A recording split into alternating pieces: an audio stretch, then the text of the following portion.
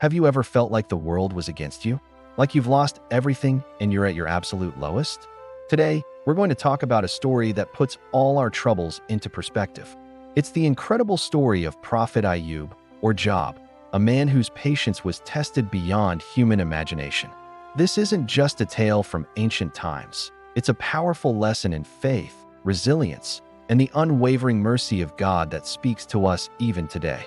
Before we dive in, let me paint you a picture of Ayub's life. He wasn't just an ordinary man. He was blessed beyond measure. Imagine vast lands stretching as far as the eye could see, filled with crops and countless livestock. He had a large, loving family, with many sons and daughters who brought him immense joy. He was respected by his entire community, known for his generosity, his wisdom, and his righteousness. Most importantly, Ayub was a man of deep, unshakable faith. He was constantly grateful to God, always in a state of worship, and he never took his blessings for granted. He was the very model of a righteous, prosperous man. But as the story goes, this perfect life was about to be tested in the most extreme way possible. It is said that even the angels in the heavens would praise Ayub's devotion. However, Satan, ever the whisperer of doubt, argued that Ayub's piety was only because of his wealth and comfort. He claimed, "Take away his blessings, and you will see him turn away from you." So, God, knowing the true strength of Ayub's heart, allowed this test to unfold, not to punish Ayub, but to show the world the true meaning of patience and faith. The trials began, and they were swift and devastating. One after another, disasters struck. First, his vast herds of livestock, the source of his wealth, were wiped out. Imagine hearing the news that everything you've worked for, your entire fortune, has vanished in a single day. But what was Ayub's reaction?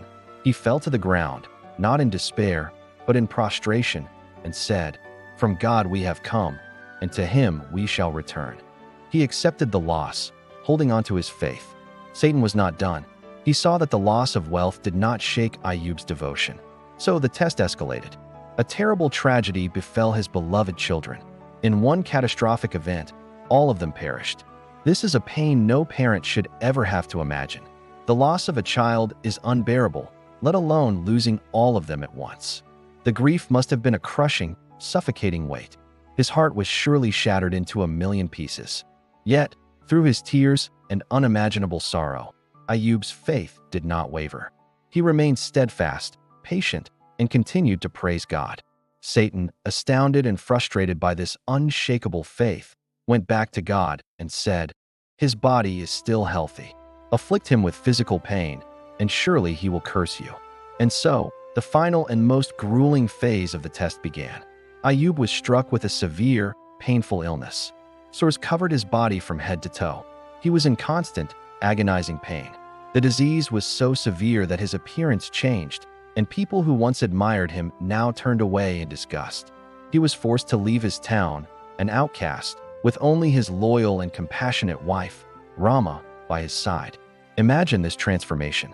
From a rich, respected, and healthy man to a poor, sick outcast who had lost his wealth and his children. For years, he endured this state. His friends came to visit, but instead of offering comfort, they began to question him. They suggested he must have committed some terrible, hidden sin to deserve such punishment from God. This was perhaps one of the hardest parts of the trial, the emotional and psychological torment of being misunderstood and blamed by those closest to him. Through it all, his wife Rama was his rock. She stayed with him, cared for him, and worked to earn a small amount of food for them. Even when she was so desperate that she had to sell her beautiful long hair, she never abandoned him. There was a moment, however, when even her strength faltered. Seeing his endless suffering, she once cried out in desperation, "How long will this last? Why don't you just ask God to end it?" It was at this moment that Ayub, in his pain, spoke. But he didn't curse God. Instead, he gently reminded his wife of the years of blessings they had enjoyed. He asked her, "We enjoyed God's blessings for 80 years. Shall I not be patient with this hardship for a few years?" He felt a pang of disappointment that she would suggest he lose patience, but his core faith remained unbroken. He never once complained to God or asked, "Why me?" His dialogue was always one of remembrance, gratitude, and patience. After years of this immense trial, a period said to be anywhere from 3 to 18 years, Ayub finally turned to God. But his prayer wasn't a complaint. It was a humble, beautiful supplication.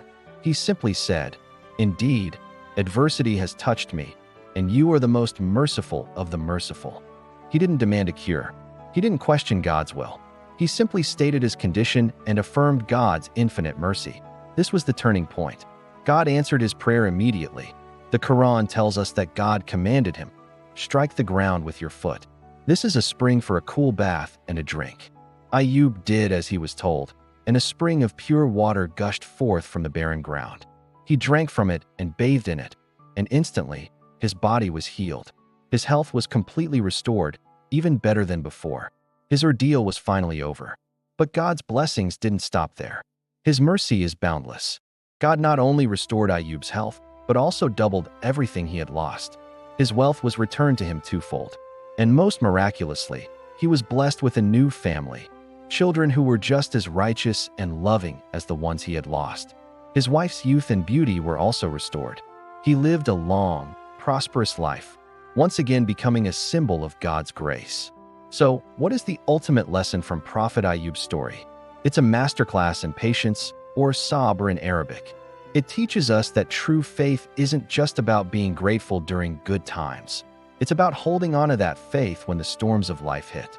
Ayub's story shows us that trials and tribulations are not necessarily punishments. They can be tests from God to purify our souls, elevate our status, and bring us closer to Him.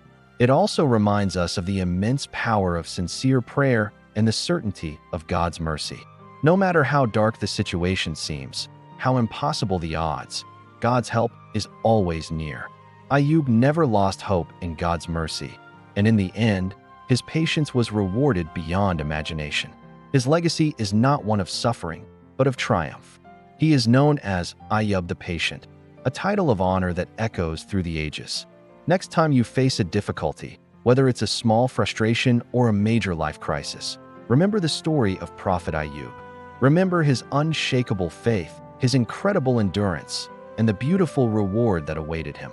His story is a beacon of hope, reminding us to be patient, to be grateful, and to never, ever lose faith in the mercy of the most merciful.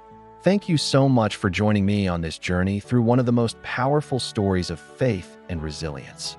If this story touched you, please give this video a thumbs up and subscribe to the channel for more content like this. Don't forget to share your thoughts in the comments below. Until next time, stay blessed and stay patient.